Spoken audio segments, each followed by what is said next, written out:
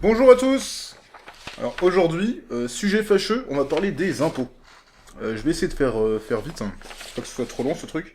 Mais c'est l'occasion de le faire, parce qu'on a reçu avec le dernier avis de situation d'impôt sur le revenu, un courrier qui nous explique qu'à partir de l'an prochain, on va être ponctionné à la source, en fonction de nos revenus.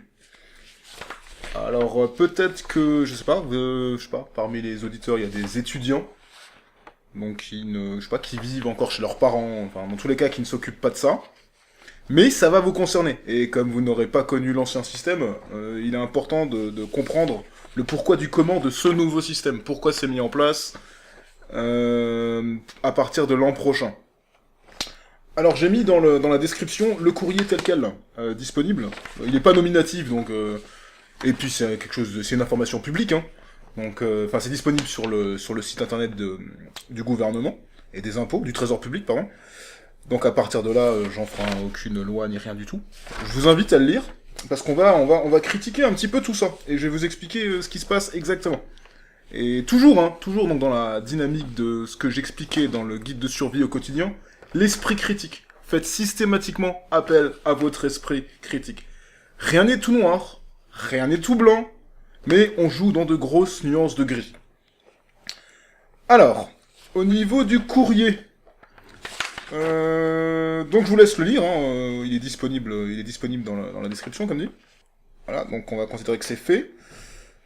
On va mettre en lumière tous les termes d'enfumage qu'il y a dans ce courrier, et je vais vous dire pourquoi c'est c'est de l'enfumage, hein, c'est du politique, donc à partir de là... Enfin, dans tous les cas, ce qui est intéressant de constater, c'est quand il s'agit quand ça touche aux finances, enfin surtout l'argent qu'on nous ponctionne, les mesures peuvent être mises en place très rapidement et efficacement. Hein. Pour le reste, mais vous comprenez, c'est compliqué. On nous prend pas pour des cons. Hein. Alors, dans le premier paragraphe, il est mentionné à un moment donné la phrase suivante. Chaque année, près de 7 millions d'entre vous connaissent des baisses et des hausses très sensibles de revenus. L'importance des mots.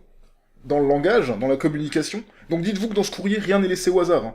C'est un communiqué d'information en direct du ministère des Finances, hein, enfin, ministère de l'Action et des Comptes Publics. Voilà, bon, ça comme ils veulent. Donc, tous les termes employés ont une raison de l'être. Et certains termes ne sont pas substituables. Donc on nous dit des baisses ou des hausses très sensibles de revenus. Alors déjà, qui a qualifié ces changements de très sensibles? Vous avez vu aujourd'hui, rapport au chômage, rapport à la hausse des prix, les salaires qui stagnent, enfin bon, ça j'ai déjà dit, en fait, les salaires baissent, si on prend si on prend une vue plus générale, si on prend plus de recul sur la situation, on peut considérer que ça baisse, même s'ils stagnent. D'accord ? Donc vous voyez, par rapport à ces situations-là, les situations dans lesquelles on est, tout peut changer très vite. Vous voyez des gens qui, a priori, ont réussi leur vie, et qui, du jour au lendemain, quasiment, hein, ça se passe très vite, hein, sur 10 jours, un mois, hein, se retrouvent sous les ponts. Et qui deviennent des pestiférés. Donc voilà, qui a décidé que c'était très sensible? C'est pas très sensible, c'est extrêmement critique, et c'est très important. On nous dit par la suite, on nous dit ceci, donc à partir de janvier 2019, nous allons simplifier l'impôt, en mettant en place le paiement de votre impôt à la source, et plus loin dans le même paragraphe, dans le troisième paragraphe, on nous rappelle que cette réforme de modernisation de l'impôt et de simplification ne changera en rien. Vous voyez, là, on fait appel au champ lexical du mot simple, et voilà, on utilise la répétition, donc pour bien que vous adhériez au projet, et que vous compreniez que c'est pour vous simplifier la vie. La seule chose qu'on a simplifiée, c'est le fait de garantir qu'on paie. D'accord ? Rien d'autre. C'est la seule chose qui a été simplifiée. Parce que si on considère comme compliqué, si on en est, en tant qu'adulte, à considérer comme compliqué le fait de remplir une déclaration d'impôt une fois dans l'année, je veux dire, c'est pénible les 2-3 premières fois, on va dire. Surtout si on a beaucoup de lignes différentes, et si on est dans des situations très particulières. Mais pour le français moyen, sans villa dans le sud, excusez-moi, à partir du moment où on a pris le coup de main, ça va très vite. C'est chiant à faire, ok, mais c'est pas compliqué. C'est juste rébarbatif. Donc on nous dit que c'est pour nous simplifier la vie, ça simplifie la vie à personne, ça simplifie la vie à l'État. Parce qu'en fait, il garantit le fait de nous encaisser. C'est tout ce que ça fait, hein. Paierez ainsi votre impôt au fil des revenus perçus. Oui, voilà. Donc, vous paierez ainsi votre impôt au fil des revenus perçus. Et l'impôt s'adaptera chaque mois au montant de revenus versés. Voilà, donc ça c'est les revenus salariés. Parce qu'il y a un truc intéressant au dos de ce document. Donc là c'est toujours disponible dans la description, vous pouvez regarder. Hein. À un moment donné, donc il est fait mention des revenus fonciers, tout ça. Voilà, donc c'est ça. Si vous avez des revenus sans collecteur, revenus fonciers, revenus des travailleurs indépendants, pensions alimentaires, l'impôt sur les revenus de l'année au cours fera l'objet, à compter de janvier 2019, d'acomptes mensuels ou trimestriels sur option. D'accord? Alors par exemple, au niveau des revenus fonciers, il y a les revenus locatifs. Donc ça, c'est vos parents, vos oncles, vos grands-parents, vos voisins, ou vous-même, qui avez des appartements, donc qui êtes propriétaires d'appartements, qui sont propriétaires, pardon, d'appartements qu'ils louent à des particuliers, ou à des bureaux, hein, qui louent à des entreprises, enfin peu importe, de l'immobilier donc. On va prendre le... Ça c'est voilà, c'est ponctionné pareil à la source, par... C'était quoi le terme? D'acompte mensuel, donc c'est pas l'intégralité. Ils ont fait un calcul, donc c'est en gros l'intégralité de ce que vous devez revu à la baisse. Donc je sais pas moi, si c'était, j'invente, hein, un nombre, si en théorie, vous devriez payer 500 euros, ce serait 350 d'acompte. Voilà, on considère que vous les avez les 350. D'accord? Voilà, c'est comme ça qu'il faut le comprendre. Sauf que là, dans le cas présent, vous voyez, on ne prend pas en compte non plus une situation de, je dirais même pas exceptionnelle, parce que c'est de plus en plus fréquent. Vous voyez, la vie est de plus en plus difficile, donc forcément les gens ont de plus en plus de mal à joindre les deux bouts. Imaginez la situation des mauvais payeurs. C'est-à-dire que vous avez donc les personnes qui sont propriétaires de logements qu'elles relouent ont affaire à des mauvais payeurs. Donc avant même que le loyer ait été payé, donc c'est-à-dire en gros pas payé, elles sont déjà ponctionnées. Et on s'assure que vous payez déjà, avant même que vous ayez vous reçu votre part. Ça, je trouve, mais c'est du n'importe quoi. C'est du n'importe quoi. Remercier sur les perçus. Donc là encore, voilà. Donc là encore, le budget en prend un coup, mais vous faites, voilà, vous vous démerdez. Vous vous démerdez. C'est votre problème, c'est pas le problème de l'État. Ensuite, plus loin dans le courrier, qu'est-ce qui est écrit? Voilà. Elle permettra de faire le bilan de vos revenus de l'année précédente, de l'impôt prélevé à la source et des dépenses effectuées d'un endroit à réduction ou crédit d'impôt. Ça, c'est par rapport à la déclaration de revenus qu'on complétait jusqu'à maintenant chaque année, qui vous seront restitués à ce moment-là, donc comme aujourd'hui, donc comme maintenant. Donc vous voyez, donc tout ce qui est par contre crédit, même si vous avez une dépense régulière à des dates données, donc si par exemple vous donnez à des associations, à des œuvres caritatives, de façon régulière, vous êtes ponctionné directement sur votre compte en banque, là par contre, vous voyez, on vous rembourse, mais en différé, alors que ça pourrait être fait comme la retenue sur salaire au niveau de l'impôt, on pourrait aussi tenir compte de ça. Et vous auriez moins à payer. Mais non, ça, ce sera fait en différé. Ne vous inquiétez pas, on s'occupe de tout. Donc là encore, c'est du... Enfin, mais pourquoi les gens ne s'énervent pas, en fait? Je comprends pas. Je ne comprends pas. Disons crédit d'impôt. Ah, voilà. Ça c'est aussi un passage que j'adore. Alors écoutez bien, pour répondre à toutes vos questions sur le prélèvement à la source, votre unique interlocuteur reste et restera l'administration fiscale. Le tout est souligné. Hein. Qu'est-ce que ça veut dire? Là, c'est de la manipulation mentale. En tant que destinataire du courrier, vous êtes amené à vous poser des questions. Forcément, vous appliquez ce que je dis, votre esprit critique. Vous dites, mais comment, quand même, qu'est-ce que ça veut dire, quelles sont les implications, les tenants, les aboutissants. Et là, on vous invite à poser toutes vos questions à l'administration elle-même. Donc, c'est-à-dire, en gros, vous demandez au bourreau pourquoi il vous coupe la main. Bon, là, j'exagère, mais c'est une métaphore exagérée, mais que vous compreniez l'idée. Enfin, je veux dire, le bourreau n'a aucun intérêt à vous dire oui, parce que voilà, enfin, une raison, pas la vérité en tout cas. Enfin, en tout cas, pas 100% de la vérité.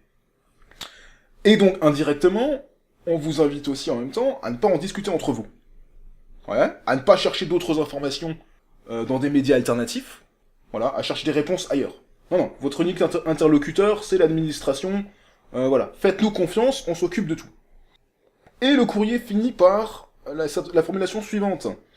Confiant dans notre capacité collective, c'est n'importe quoi, dans notre capacité collective à moderniser notre pays comme bien d'autres pays, gnan gnan gnan. Alors je m'arrêtais juste sur ces deux formulations. Capacité collective. Alors non, non, non, non, non, non. Le Pékin moyen, à part se scandaliser, s'indigner et manifester son mécontentement, il n'a aucune capacité à changer quoi que ce soit. Si on veut changer les choses, il faut s'opposer à ce qu'on nous impose. Donc en gros, on change rien, quoi. C'est pas nous qui changeons. On peut juste éviter, ou en tout cas retarder certains changements qu'on veut nous passer de toute façon. Donc quoi que l'État veuille faire passer aujourd'hui, il le fera passer d'une façon ou d'une autre. C'est-à-dire que ça passe pas avec la méthode 1, on utilise la méthode 2, ça passe pas avec la méthode 2, on va à la méthode 3, et ensuite à la méthode 4, et ainsi de suite. C'est pour ça que beaucoup de réformes passent pendant les vacances d'été, parce que tout le monde s'en cogne. Vous voulez qu'on vous foute la paix, vous voulez partir à la plage, buller au soleil, et ne plus entendre parler de rien, vous voulez vous détendre. Ce qui est humain, ce qui est normal. Mais voilà, ils l'ont bien compris, ils sont pas complètement cons. C'est des enfoirés, mais ils sont tout sauf cons. Donc cette histoire de capacité collective, c'est une grosse blague. Voilà, de plus, ils n'ont pas notre soutien. Donc quand ils parlent de capacité collective, mais on n'a pas besoin de vous. C'est la capacité de nous tout seuls, dégagés, on s'en occupe. Mais ça, non, ça c'est pas au programme par contre. Et ils ajoutent bien, donc, comme bien d'autres pays, mais on s'en fout de ce que les autres pays font. Chaque pays a sa spécificité, on a des histoires différentes, on a des conjonctures différentes, on a des contextes sociaux différents, je veux dire, des contextes économiques différents. Ce que les autres pays font, ça les regarde. Ils gèrent leur pays comme ils veulent. En tout cas, en France, voilà, ça n'a rien à voir. Enfin, c'est spécifique. Donc, quand on nous dit... là, c'est une façon de nous rassurer. C'est dire... ça s'est passé ailleurs, et entre guillemets, ça s'est bien passé ailleurs, il n'y a pas de raison que ça se passe bien, ça ne se passe pas bien ici non plus. Enfin bon, voilà. Et donc signé Monsieur Gérald Darmanin, voilà. Donc il commence son courrier par Madame, Monsieur, cher contribuable, ça aurait pu être Salut les pauvres cons, c'était pareil. Hein. Enfin je dis ça, bon, si à ce stade-là vous n'avez pas compris, je sais pas comment je peux vous aider. Quoi d'autre? Voilà, donc maintenant on va poser ce courrier, on en a plus besoin. On va continuer dans la critique. Donc vous voyez, donc rien n'est laissé au hasard, hein, surtout pas quand il s'agit de la gestion d'un pays. D'accord, hein, il s'agit pas de gérer la niche du chien. D'accord, il s'agit de gérer un pays, donc nous, ok. Le bétail. Le pauvre con de bétail. Alors, il s'agit en fait, dans cette méthode-là, de garantir les paiements, en ce qui concerne l'impôt. D'accord, de parer à la défiscalisation populaire, donc c'est-à-dire populaire, j'entends les anonymes, les gens de moindre importance, c'est-à-dire vous et moi, en gros les gueux, d'accord. Et si on projette le système mis en place, c'est pratique pour vous. Vous n'avez plus envie de, de vous embêter à chercher de l'info ailleurs. Tout est à disposition, on vous a tout expliqué, c'est très simple. On cherche aussi à parer à la vague croissante de demandes d'étalonnage et de remises gracieuses. Donc on va pas vous dire directement qu'il ne fallait pas ni partir en vacances hors du pays, ni acheter des cadeaux à vos proches à Noël, mais on vous en empêche à la source, le problème est réglé, vous voyez. C'est très simple, hein. Pourquoi chercher compliqué quand on peut faire simple? Le tout avec le sourire, avec un courrier bien poli. Alors vous noterez qu'on a du mal maintenant à trouver des témoignages ou des réactions à des articles de personnes qui nous expliquent qu'elles ont du mal à régler leurs impôts. C'était encore facile à trouver de mémoire jusqu'au au cours, en tout cas au cours du premier trimestre de l'année. J'ai essayé ces 3 derniers jours de trouver des témoignages, j'en ai trouvé aucun, rien, sur les forums, non, les gens ne se plaignent pas. Tout ce qui est plainte, je n'en trouve plus. Les gens discutent l'aspect technique, c'est-à-dire quelles sont les implications, ah d'accord, donc en fait au lieu de déclarer 5000, je déclare, ok, il se passe ça, ok. Mais sinon, non, les gens qui disent, mais attendez, mais je peux pas payer plus que ce que je peux aujourd'hui, ça n'existe plus. On ne trouve plus, on n'en trouve plus. Alors je n'accuse personne hein, d'avoir effacé tout ça ou de noyer l'information, mais voilà, j'ai le doigt bien pointé dans une direction précise. Alors les problèmes en fait de cette réforme, cette nouvelle mesure, c'est qu'en parallèle, quand vous y réfléchissez, alors vous et moi, on doit serrer plus la ceinture, hein, d'accord? C'est qu'aucune mesure annoncée pour empêcher et punir la fraude fiscale des élites n'a été annoncée, en parallèle de ça, d'accord? Aucune mesure annoncée non plus pour parer au gaspillage des dépenses publiques, donc c'est-à-dire on continue de payer, mais de l'autre côté, ils continuent de dépenser comme bon leur semble, sans aucun droit de regard d'un point de vue population. C'est juste magnifique. Alors question que je pose maintenant, est-ce que les élus vont baisser leur train de vie quant à ce qui touche à ce qui est avantage procuré par la populace de gueux qu'on est? Est-ce que leurs salaires seront ponctionnés partiellement en amont pour contribuer aussi dès 2019? Ou pas, ou on continue comme ça? Est-ce que les amis et collègues d'affaires des politiques en place ont reçu aussi ce document et vont devoir s'y plier? C'est-à-dire que par tous les tocards là qui s'affichent dans les médias aux côtés des têtes d'affiche de la politique, est-ce qu'eux aussi ils vont devoir payer tout ça? Et la réponse est non, donc arrêtez de poser des questions. Alors là c'est moi qui les pose, mais je les pose pour vous parce que je suis au micro. Alors moi, je propose une mesure simple, hein, c'est une petite parenthèse, mais bon, ça n'arrivera jamais. C'est la mise en place d'un organisme populaire, complètement indépendant, et avec droit de regard sur tout le non-militaire. Donc ce qui touche à la sécurité du pays doit rester secret, ça me paraît assez logique, hein, c'est évident. Ce qui nécessiterait une transparence quasi totale côté gouvernement en matière de gestion des finances. De la même façon qu'en fait nos vies sont complètement transparentes d'un point de vue étatique. Hein. Tout ce que vous faites, voilà, vous allez pisser dans un buisson au coin de la rue, tout le monde est au courant. Hein. Je veux dire, voilà. Enfin bon bref, ça n'arrivera jamais, vous l'aurez compris. J'en profite pour faire un parallèle avec tous les autres sujets de taxes et d'impôts dont on parle en ce moment, enfin dont on parle toute l'année, parce que c'est un sujet de toute façon qui reste à l'affiche. Hein. Vous avez la hausse de la taxe foncière, donc qui affecte en priorité les petits propriétaires et les petits bénéficiaires de revenus locatifs.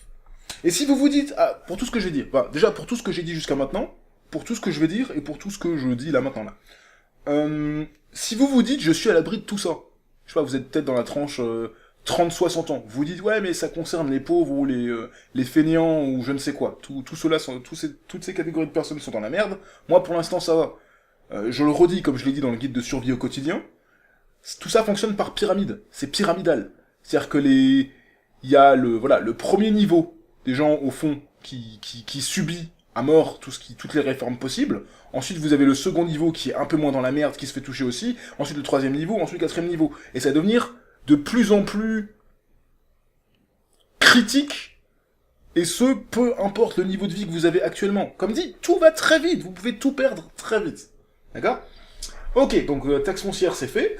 Vous avez la hausse du prix de l'essence et du diesel, qui affecte en priorité les prolétaires et les PME à activité de déplacement élevée.